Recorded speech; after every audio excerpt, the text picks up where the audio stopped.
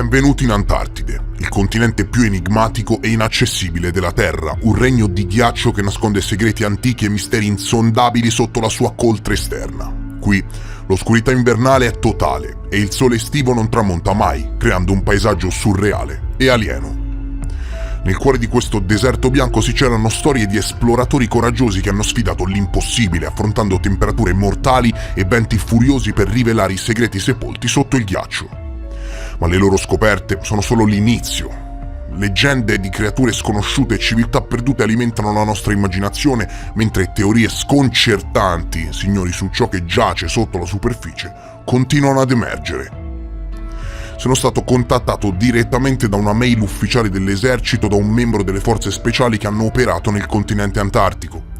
Dovete sapere, e questo verrà raccontato anche dall'Insider, che qualche anno fa 26 militari italiani di esercito, marina, aeronautica e arma dei carabinieri sono stati presentati fra i 250 tecnici e ricercatori italiani e stranieri per supportare 45 progetti di ricerca, alcuni dei quali si svilupparono nelle basi in Antartide.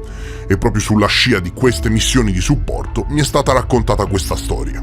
Oggi ci avventureremo oltre i confini del conosciuto e rivelerò notizie fuori dalla portata pubblica, esplorando i più profondi misteri di questo continente indomito.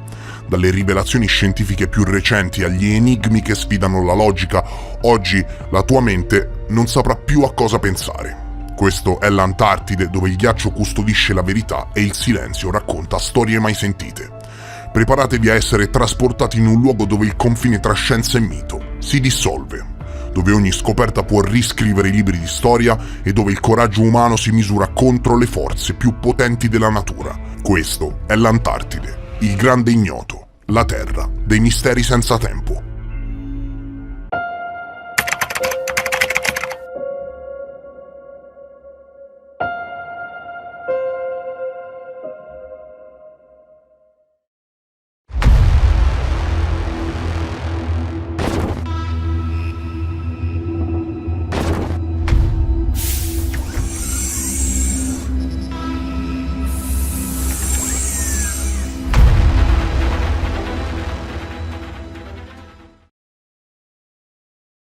Questa mail mi è arrivata in data 13 maggio 2024 alle ore 18:55 da una mail con un dominio, signori, incontrovertibile, @esercito.difesa.it.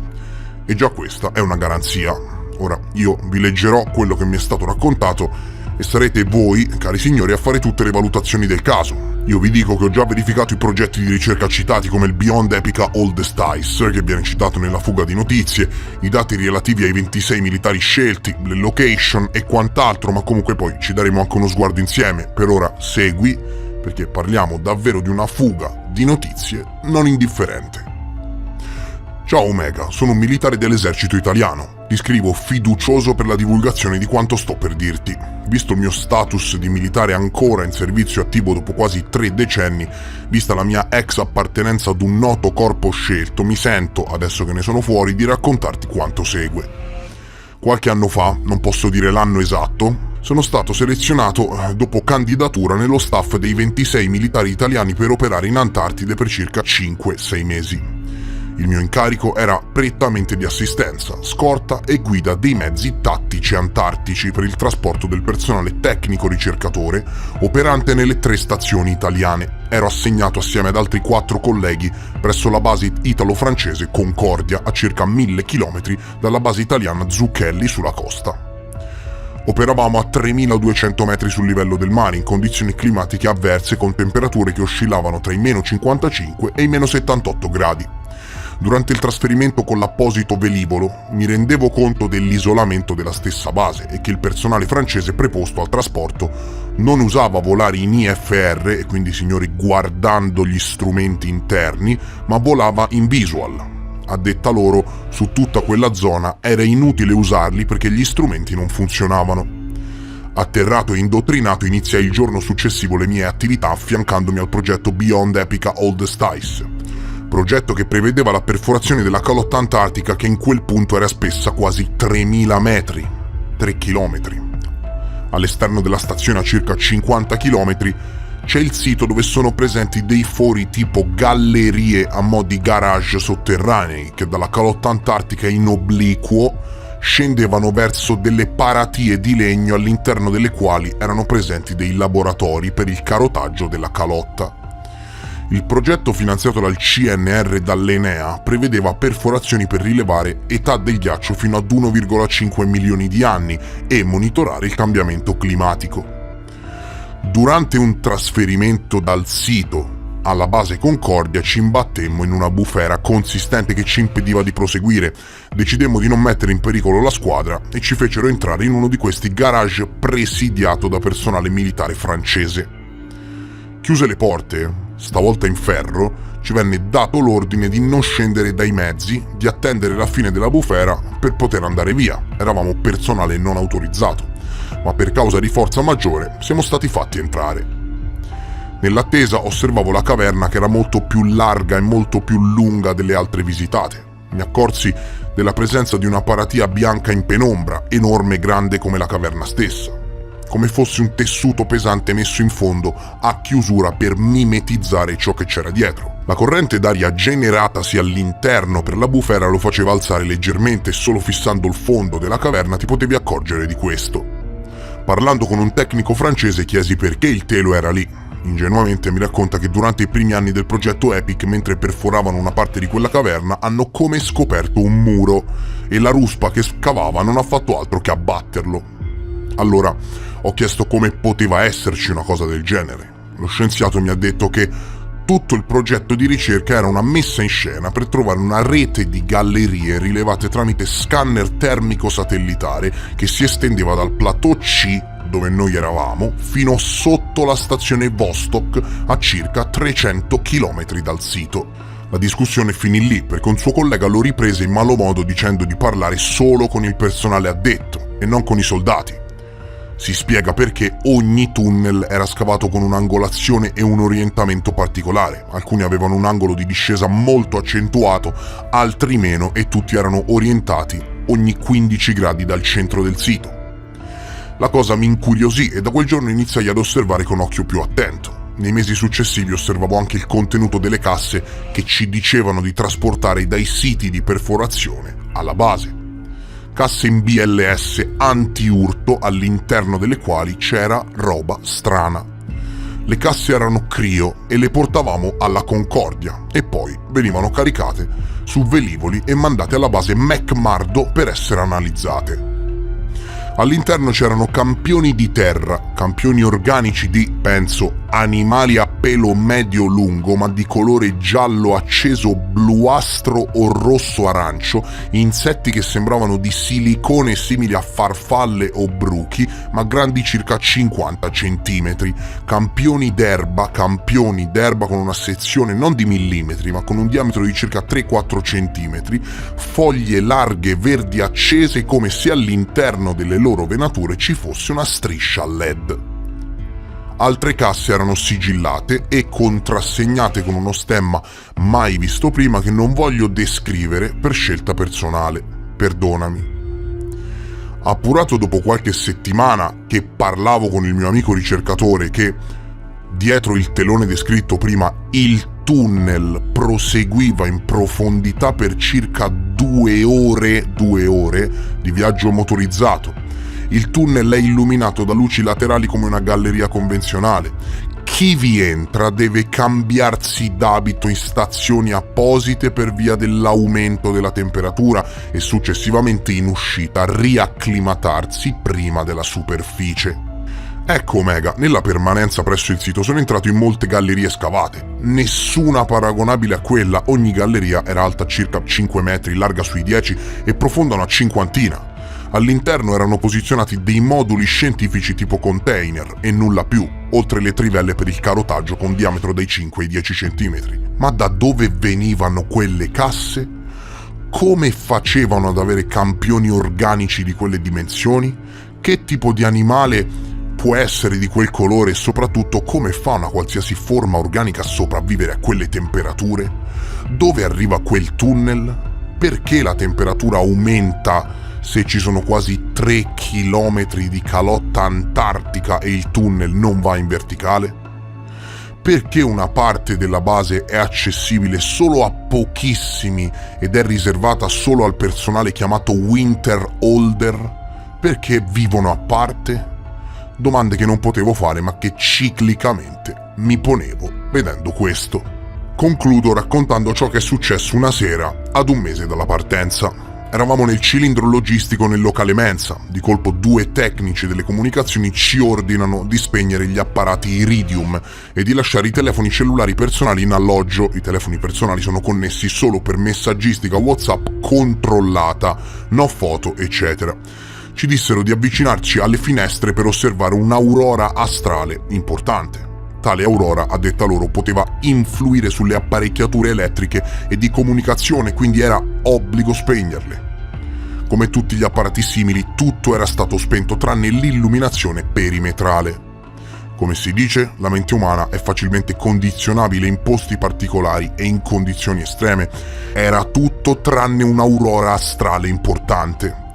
Con la scusa di andare su un'altra finestra più in là, con il buio ho indossato il visore IR in dotazione che tenevo nel marsupio cosciale. Oltre al bagliore vi era al di sopra una sagoma nera a forma di cilindro enorme che occupava un campo visivo che andava da ore 11 a ore 5. Ad occhio nudo si percepiva solo l'aurora, ma con il visore a infrarossi si vedeva questo enorme cilindro che si muoveva lentamente e dal quale usciva l'aurora stessa come una barca che muoveva l'acqua muovendosi in direzione del sito.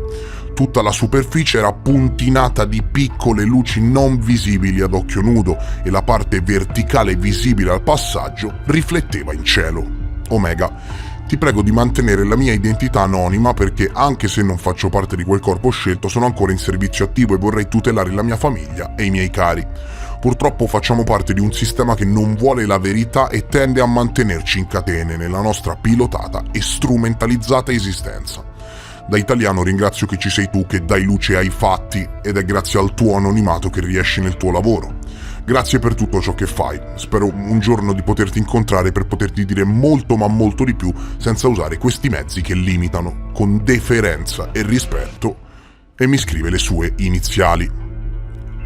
Dove mi chiede di oscurare tutto, invece ci sono tutte le sue referenze, nome, cognome, dove è di stanza, dove opera, in che corpo, il marchio del corpo dell'esercito in questione e altro. Ora, io non so se voi vi rendete conto di quello che avete sentito, vorrei davvero che pesaste il massacro a cui avete assistito. Allora, partiamo piano. Intanto, se sei arrivato a questo punto del video, ti chiedo cortesemente di spingere queste informazioni nei consigli della piattaforma con un semplice like e lasciando un commento per l'algoritmo. Basta poco e solo voi potete valorizzare queste fughe non autorizzate. Allora, facciamo il punto della situazione insieme, ok? Mail ufficiale condominio della difesa. Già questo, direi, no? Che è un dettaglio importante. 26 militari selezionati. Vero, ci sono riscontri pubblici online. Operazione Epica Oldest Ice. Vero, esiste e ci sono riscontri pubblici. Base Concordia. Esiste, basta una semplice ricerca, no? Il progetto era effettivamente finanziato dal CNR e dall'Enea, che sarebbe l'Agenzia Nazionale per le Nuove Tecnologie, l'Energia e lo Sviluppo Economico Sostenibile, che, guarda un po', opera in Antartide. Queste sono le cave a 50 km dalla base Concordia, dove vengono stoccati i carotaggi e altri strumenti come descritto nella mail. Qui siamo sul sito ufficiale del NOAA, della National Oceanic and Atmospheric Administration, sito ufficiale del governo americano, dove si mostrano tunnel in Antartide dove addirittura vi si entra con dei mezzi. Sappiamo con certezza attraverso fonti pubbliche che effettivamente c'è un supporto militare alle missioni scientifiche e tutto questo in breve, molto in breve, però per farti capire che la mail è molto coerente, molto coerente. Nella fuga di notizie viene scritto che il tunnel proseguiva in profondità per circa 2 ore di viaggio motorizzato. Voglio dire, ma te lo immagini? Il tunnel è illuminato da luci laterali come una galleria convenzionale. Chi vi entra deve cambiarsi d'abito in stazioni apposite per via dell'aumento della temperatura e successivamente in uscita riacclimatarsi prima della superficie. Mi viene in mente un certo ammiraglio Byrd. Ti dirò. Parlando con un tecnico francese chiesi perché il telo era lì. Ingenuamente mi racconta che durante i primi anni del progetto Epic, mentre perforavano una parte di quella caverna, hanno come scoperto un muro e la ruspa che scavava non ha fatto altro che abbatterlo. Allora ho chiesto come poteva esserci una cosa del genere. Lo scienziato mi ha detto che tutto il progetto era una messa in scena per trovare una rete di gallerie rilevate tramite scanner termico satellitare che si estendeva dal plateau C dove noi eravamo fin sotto la stazione Vostok a circa 300 km dal sito. Ecco, se fosse vero, immaginati delle gallerie sotterranee in Antartide sotto chilometri di ghiaccio che vanno da Firenze a Roma. Ecco fatto. Un muro, signori, un muro? Un progetto scientifico a copertura della scoperta di una rete di gallerie lunghe centinaia di chilometri sotto l'Antartide? Questo spiegherebbe perché il supporto militare, che non funge da supporto ma da supervisione alle missioni scientifiche. E chi le ha scavate quelle gallerie? No, voglio dire, domandina, no? Chi le ha scavate? Quando? Ci sono forme di vita? Vi rendete conto, signori? Campioni d'erba con una sezione non di millimetri ma con un diametro di circa 3-4 centimetri, foglie larghe verdi accese come se all'interno delle loro venature ci fosse una striscia LED. Altre casse crio erano sigillate e contrassegnate con uno stemma mai visto prima e che non voglio descrivere per scelta personale, perdonami. Ora, mi viene da pensare, signori, che questi tunnel portino, non so, ad un'oasi, magari sotterranea? Andiamo, è tutto molto coerente, no? Di che cosa stiamo parlando? Per non parlare del cilindro visto in Night Vision che mette l'aurora boreale in Antartide. Andiamo. Lo vuoi sapere? Secondo me, noi non sappiamo neanche il 2% di quella che chiamiamo realtà. Per me la realtà è molto più terrificante del previsto. Altro che monitorare il cambiamento climatico, qui vengono portate avanti missioni di carattere militare dove gli scienziati hanno solo il ruolo di appaltatori e se qualcun altro in Italia ne sa qualcosa in più, con conoscenza diretta, attenzione le mail dove parli di quello che sa tuo cugino non interessano a nessuno. Se qualcuno ha una qualche conoscenza diretta di prove circostanziali in merito a questa storia, la mail da contattare la conoscete. Si accettano anche interviste o insomma tracce audio, quello che volete registrarvi un video dove spiegate o dove raccontate o volete inviarmi un audio dove invece di scriverle per email le cose le dite, fate pure. Arrivati a questo punto, signori, vorrei sapere cosa ne pensate. Sai, di conferme reali e concrete ce ne sono poche, no? Però, insomma, dalla mail con un dominio ufficiale della difesa alle informazioni molto coerenti ne sono rimasto piacevolmente sorpreso. Che ne pensi? Fuga di notizie abbastanza clamorosa, non trovi?